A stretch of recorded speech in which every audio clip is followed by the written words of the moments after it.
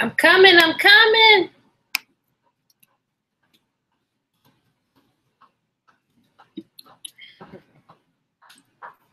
I think I'm live now. All right, all right, all right. Oh, I gotta look up here. Hey guys, it's your girl Me-Anie here.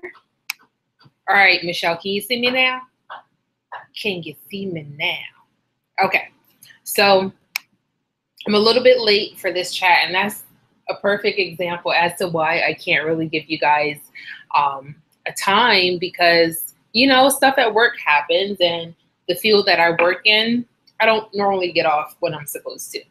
Either way, I'm here, and we about to start talking. Hold on. I need a cushion. Hold on. Let me get up here because this thing is kind of hard. All right, so I'm doing this video, and this video is coming from a question that I had based off of the first video that I did, and it was the Vision Queen. All right, so the Vision Queen wrote, so let me just get the question here. It was a long comment, and then on the end, she basically was asking if she blocked her blessings. And it all has to do with things that you speak about. So she said, let me see right here. Thank you so much for this video. It resonated with me real deep. I'm one of those who are always seeing it. What? Who are always seeing to be given, yet when I need, I can't. Hold on. My screen is cracked, guys. It's so bad on my phone. My screen is cracked, and I have to kind of move around these words. Let's try see if I do it on this side. Come on, girl. Be better prepared. Be prepared. Okay, so it seems that she's giving, and then she gets nothing back in return. Then she thought maybe she was blocking her blessings because I had voiced this out loud. And she wanted me to address it because she wants to know, basically, did she block her blessings? The thing with the secret and speaking things out loud ties in with the topic for tonight, being impeccable with your word. So to break down the word impeccable, it means without sin. And basically without sin means not going against yourself, speaking your truth and sticking to it. So it's very easy to put things out there in the universe, but it's just as easy to pull them back and put something more positive out. It's all about energy, whether it's negative energy, positive energy. We put this out every day. We put out energy no matter what we do. From the time we wake up in the morning to the time we go to sleep at night, we're putting energy out. It's totally up to us what type of energy we want to put out in the world. So sometimes you wake up, things are going fine. Perfect. Sometimes you wake up, things are going fine, and then you get thrown off track with something really small that kind of wants to shape the course of your day, and sometimes we let that happen. Now, as easy as that happens, again, we can turn that around. So her question basically, it stems from her voicing her opinion of always being the one that gets taken advantage of, always being there to help other people and not getting that in return. So I will say this, if that's your state of mind and you're putting that thought out there, that's what you're going to get in return. So you have to be careful when you say stuff like this. Even if it's true, you want to voice it in a different way so that you attract more positive things to you. Because no matter what you're looking for, if you keep saying, oh, I'm always the person, and I'm guilty of it too. So that's probably why me, myself, I always attracted people that would always want to borrow money from me, take advantage of me, always want to lean on my shoulders, because I kept saying that, like, damn, I'm always the person that people come to, but who do I go to? So that was something that I was putting out in the universe. Now we can easily switch that around by verbalizing this in a different way. You know, you can say something like, I have friends that are just as good as I am. I want to be a better friend to myself as I am to other people. And I say that because I tend to put people first, and then whatever else comes afterwards would be for me. And that's not always a good thing. You have to learn to put yourself first. And a perfect example, and this didn't click for me until I was sitting down one day and I was on a plane traveling, and I never really paid attention to the stuff that the flight attendant said.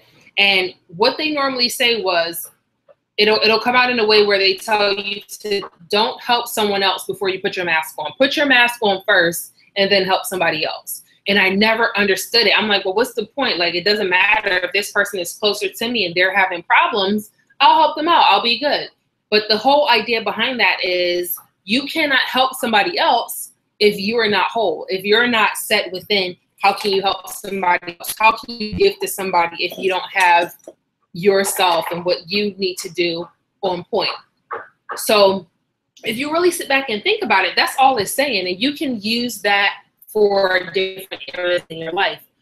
Basically telling you, get yourself set up first and then you help other people. Anything that comes from you being whole, all the overflow after, that's what you can use to assist other people. But always put yourself first when it comes to assisting other people, you know? So that's a hard lesson to learn. That's something that I'm still learning to this day. What is our connection like? I'm looking at the kickback, the feedback of it, and it looks a little choppy to me.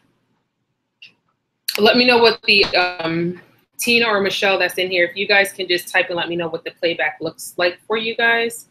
Let me know if it's slow, staticky, anything. So that's what it's talking about when you get on the plane and they do that little skit that they go through and they tell you about protecting yourself first before you help somebody else in a case of emergency. Now, this is the book. It's a little choppy, yes. See, I really wanted to be outside, but one of my neighbors, this is so ugly, it's bothering me. One of my neighbors is out there like building something and the noise is so damn annoying at this point.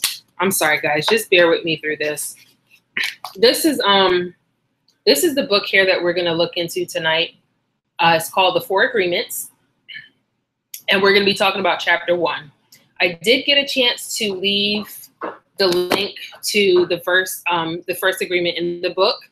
I left the link on the video that I posted earlier this morning. So if you click on that link, it's about a 24-minute video of someone reading through the very first agreement. And like I said, I took a look at it and I listened to it at the same time, and it is pretty much verbatim. It's like almost like you're sitting in a story and someone is reading it out to you. You know how like in school they used to read your story during recess or something like that, or bedtime? Same stuff.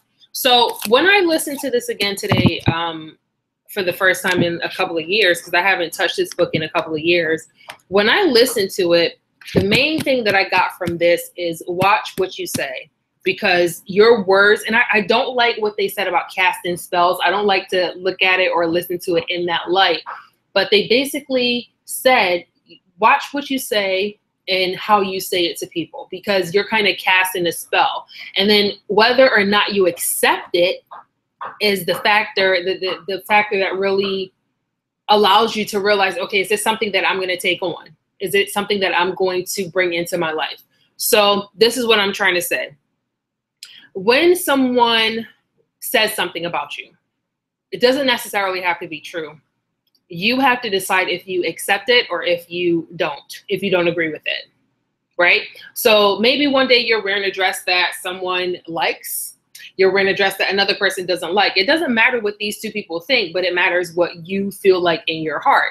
Now, somebody might say, oh, that's an ugly dress. You know, do you choose to accept that? Sometimes when people tell us things about ourselves and it's their opinion, that's all it is. It's their opinion. Not that it matters, it's what they think, it's what they see. And you have to decide, okay, I don't agree with that. You know, you can leave it alone. You don't have to accept it. But the problem comes when you accept it. When you accept it as a fact, it starts to wear on you, right? So I remember when I was in, I want to say high school. I remember it was high school and I was sitting in class. It was like sex education class. I wasn't paying attention. I was sitting in that class and I was reading on the wall, and there was like this poster and it had all these different breakdowns, and I absolutely fell in love with what this poster was saying.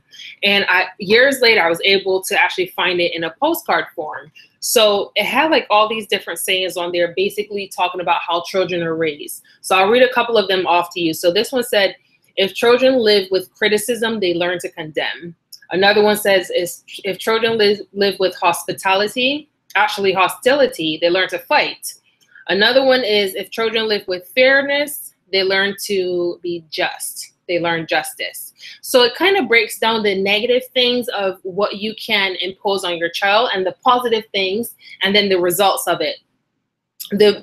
I think the one that I like the most, if children live with acceptance and friendship, they learn to find love in the world. So this is telling you all the different things that you can kind of teach your child, whether it's negative or positive, and it grooms them into the person that they are. So even from young, without knowing it, our parents, they basically cast spells on us, or they impose on us what they want us to be and how they want us to act. We agree with it because we don't know any different, so we take this stuff on. And I remember a part in the book, they were talking about this little girl. The mom came home one day, she was very tired. The little girl was singing and dancing in the house, and out of frustration, the mom yelled out like, "Shut up, you know, your voice is ugly, shut up." And from that moment on, the little girl accepted it, and she never sung again. Like every time the class, you know, when she went to school, they would ask her to sing or even talk, like she just did not want to do it because she would always remember what her mom said. So it's things like that that we do, and we don't even realize what we're doing to other people. So you have to choose to be impeccable with your word. And tonight is a perfect example of me coming on after I said I was going to come on at 7:30. And if I didn't, I said I was going to come on at 7. If I didn't come on when I said I was going to, that's a form of me not being impeccable with my word, because I said I was going to do one thing and I didn't. So it's just really about how you put things out there and knowing that if it's something negative, you can just as fast turn it around. Does that make sense? So for the Beijing Queen, let me say it correct. If you honestly think that you're blocking your blessings, then you need to find a way to voice what you're saying, but put a positive spin on it. So instead of focusing on the negative, oh, I can't find people like me, or every time I meet somebody, I always helping people, but nobody to help me. You need to put a different spin on it and say, you know, like I have wonderful friends. You know, I have people that love me, willing to help me no matter what I'm going through. Things like that is what you need to say and start believing, because if you keep doing it the other way around, that's what you're going to keep getting constantly over and over again. And even in dating and relationships, when you are dating somebody, a lot of us, when we're, you know, trying to figure out who we're going to end up with, we come to a point where we feel like we're always dating the same type of person. And why are you always dating the same type of person? Number one, you verbalize it, you put it out there in the world, you think about it, and you say it, so you accepted it at some point. Number two, you kind of know what you had before, and then not even thinking about it, you attract it to yourself, and you end up with that same person again and again and again. You know, even if it's something a little different, you end up with that person again over and over and over until you realize, like, this is not what I want to do better. And then you make a shift, you know? So it's hard to make these little adjustments, but at the same time, it's something that we have to do. I can't even begin to express to you how hard it is for me. I'm trying not, I just said it. How hard it is for me to use other words as opposed to saying not. It is so freaking difficult. When I tell you, like, challenge yourself to use your language, your choice of words differently. If there's one word in your vocabulary that you want to do away with, whether it's cursing, whether it's, you know, things that come off a little bit negative, phrases that you probably say when you know you should not, or it doesn't sound good, it doesn't come off that well to the other person that you're talking to, or when people hear it, challenge yourself not to say these words. I just said it again. There's this one girl at work that I work with, and she has this thing where she always say, no, no, no, no, no.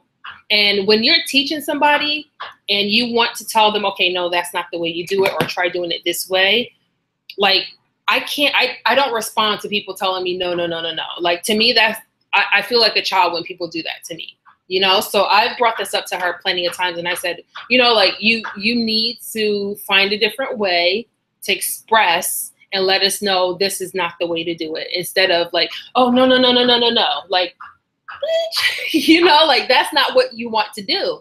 And I expressed it to her over and over again because she would do it over and over again. And I think she's kind of catching on, because who wants to learn? I can't learn in a setting like that where I'm trying to do something and someone kind of like barges in and tell me no repeatedly, because I feel like a child, and I just shut down. I walk away from the situation, you know? So I think she's learning to stop before she even says that, and kind of find another way to tell us, okay, this is what you want to do. Try doing it this way. Words and phrases like that, you know?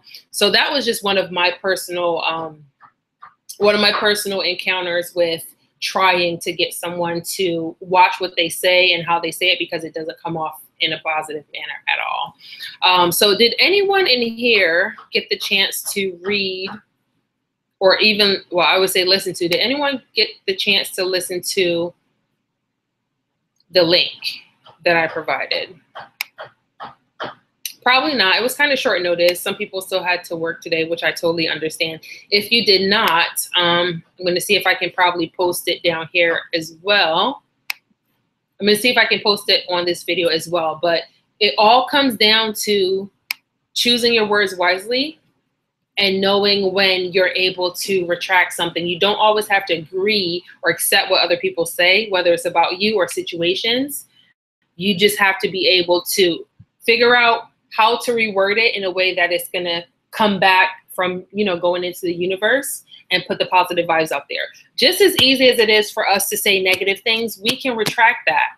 You know, take it back. You don't have to let it sit out there in the universe. Take it back and put a positive spin on it, because positive energy is much more powerful than negative energy. And it's hard for us sometimes to shift that little paradigm where you're feeling like, you know how when you wake up in the morning, I think they use this example in the book. You wake up in the morning, everything is good until you stump your damn toe on the end of a chair or the bed.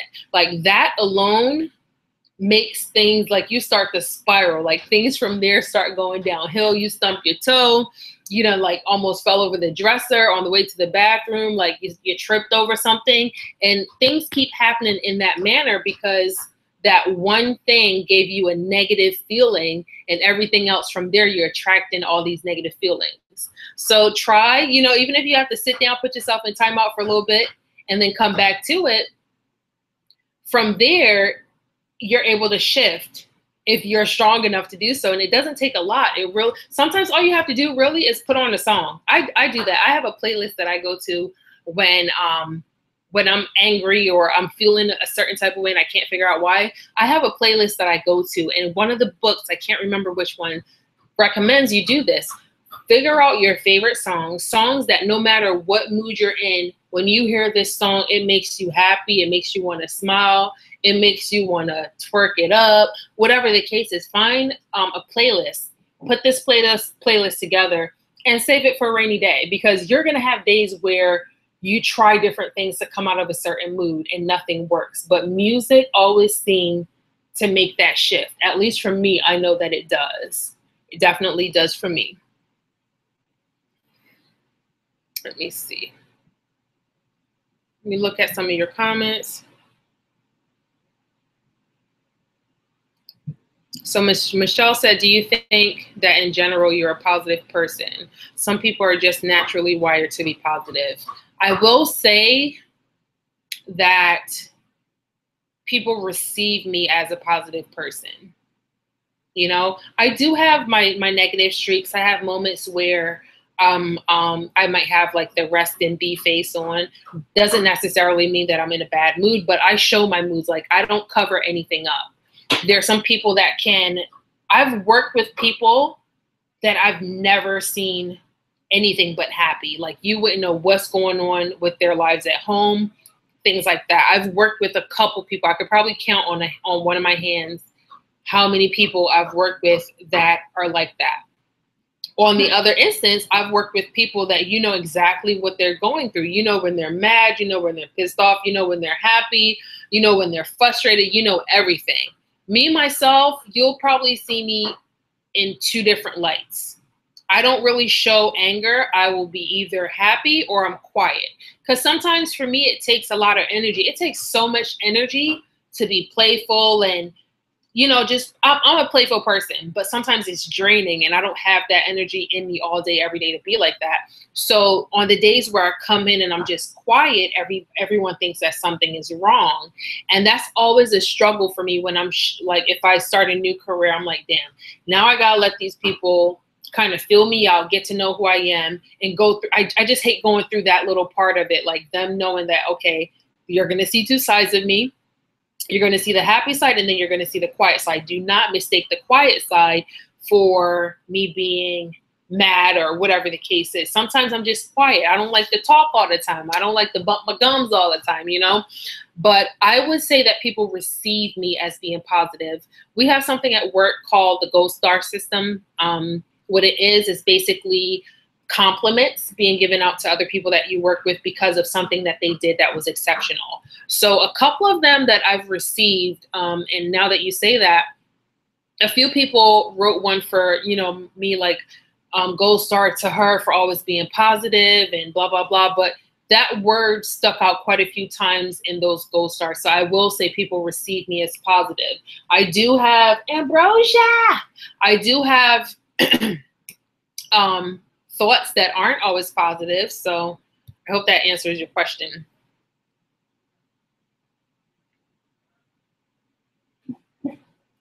Let's see. Someone else says, I didn't know that you can take it back. I believe we were programmed from an early age to be negative. You can take it back. And I'll put it to you like this. Think of it as ordering from the internet. And this is another scenario that was in one of these books. Can't remember exactly. I think it might have been The Secret. So think of it as ordering.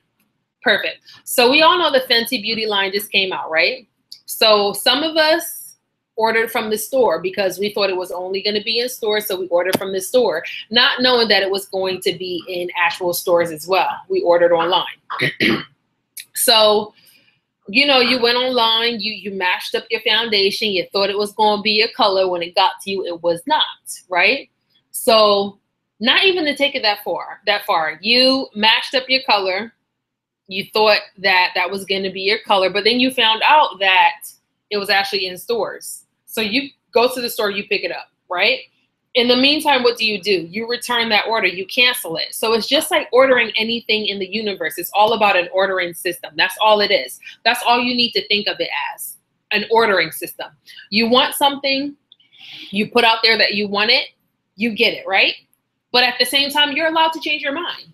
You're allowed to take it back. You're allowed to cancel your order. You're allowed to return it. So if it shows up and it's not something that you want, you return it. Or even before it comes, you change your mind, you don't want it, you return it. That's all it is. So if you think of it like that, you can take it back. Anything that you put out there, you can take it back. You can return it, okay? I hope that makes sense. Like when you start to break down a lot of these teachings into everyday things that we go through, it makes so much more sense. Like you can understand it a whole lot better when you break it down into everyday events, everyday occurrences. It makes a lot more sense and it kind of clicks for you at that point. So I'll try my best in these videos to kind of come up with something that we can all relate to in life to make this stuff sound a lot more easier so we can understand and kind of thrive from it. So I see that there are quite a few people in the room right now. I would love if you guys would speak, say a little something, and we can keep this conversation going. But I hope that answered your question. Michelle, did that answer your question about me being a positive person? I don't know, like, yeah, people, I guess people would say I'm a positive person. But to Tina, I hope that answered your question. You can definitely take it back. If it's something that you put out there and it's not what you want, return it. Keep the receipt and take it back. Return it, okay? Another thing that I'm going to touch on, the 4 agreements. I'm really excited, though, to get to the next chapter. Thanks for the breakdown. You're welcome. I'm really excited to get to the next chapter. It's technically chapter 3 in this book, but it's the second agreement, and it says don't take anything personally. And this one has helped me tremendously when it comes to work, when it comes to my job. It is, oh my God. It's, ooh, I can't even, I'm not going to go into it in this video. So for that, what I will do again, I'm going to link the audio version of the 3rd chapter, which is the second agreement, don't take it personally, to the bottom of this so you guys can listen to it. And so you guys can either order the book. And I think this one I also got off of eBay, and it was probably like $4 or $6. I always go to eBay first, especially for books. I try not to go to Amazon, because if I can get a pretty decent used book, like this is another one of those books. And you can see, I don't know if you can see on the back there, it says used and it says like new. And this book is pretty, like, it's in good shape. And I really didn't pay that much for it. Now, this one I didn't read yet. I didn't read it at all. This is The Mastery of Love, and this is also by Don Miguel Ruiz. This one is the 4 agreements. Got this one from eBay also. It was probably between $4 and $7. But this is what they look like. I think you probably have like 4 different books like this. This is what they look like. It's like a really quick read. If you don't want to purchase them, you can listen to the audio online. They probably even have them on Audibles, which is good because you get to listen to this stuff as you drive. If you do drive or catch the train, you know, once you're commuting. And I'm a big person that I love audiobooks because I just like to be able to hear stuff. You know, I like to be able to take it in without physically having to read. My glasses are the worst, and I need to wear glasses, so it bothers me when I have to sit there and kind of read stuff and squint my eyes and focus on it. I refuse to get not glasses, contacts. They're just not for me. Well, I see that Tina said she was going to order The Mastery of Love. I don't know why I haven't touched this book as yet. Like, I don't have any type of notes or anything in there, so that's how I know for sure that I didn't read this book. If you read it before me, let me know how that book goes, girl. But that's basically it for this video. If you guys don't have any more questions, if you happen to watch this after it's posted, absolutely feel free to, you know, leave your comment down below. Let me know if the videos are helping you guys. I don't mind making them.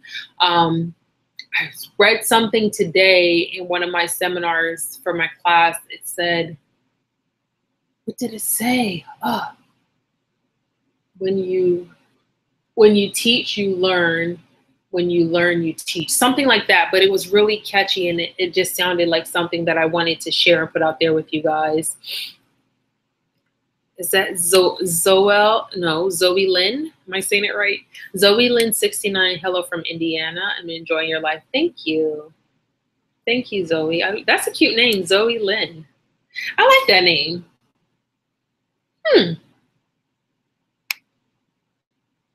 I don't know why I'm so infatuated with that name. Zoe Lynn. I like that.